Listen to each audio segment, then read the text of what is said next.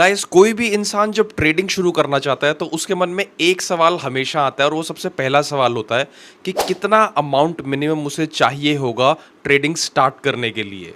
Actually में एक बहुत ही सब्जेक्टिव क्वेश्चन है, तो इसकी एक डिटेल्ड वीडियो भी मैं बनाकर अपने यूट्यूब चैनल पर डालूंगा, तो वहां जाकर मुझे सब्सक्राइब कर लेना। लेकिन अभी मैं आपको शॉर्ट में समझाने की कोशिश करता हूं।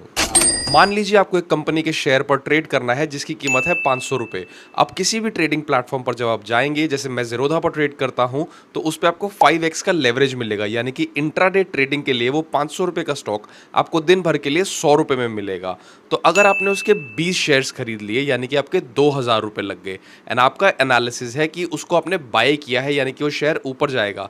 तो अगर वो शेयर 500 से 510 रुपये गया तो आपको पर शेयर 10 रुपये मिलेंगे, यानी कि 20 स्टॉक्स जो आपने खरीदे थे उसमें आपको 200 रुपये का प्रॉफिट हो जाएगा।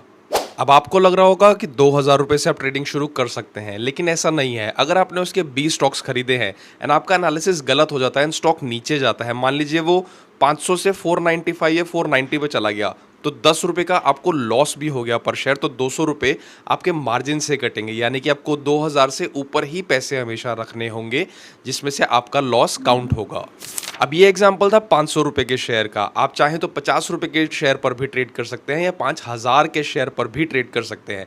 इसलिए इसकी कोई लिमिट नहीं है कि मिनिमम अमाउंट आपको कितना चाहिए, लेकिन फिर भी आई वुड सजेस्ट जब आप शुरू कर रहे हैं तो कम से कम 5 से 10,000 रुपये आपको प्रैक्टिस के लिए लेके बैठना पड़ेगा ट्रेडिंग करने के लिए। आप चाहें तो पहले पेपर ट्रेडिंग का भी एग्जाम्पल ले सकते हैं, लेकिन जब आप रियल मनी लेकर बैठते हैं तो आई वुड रिकमेंड 5 से 10,000 रुपये लेके बैठिए।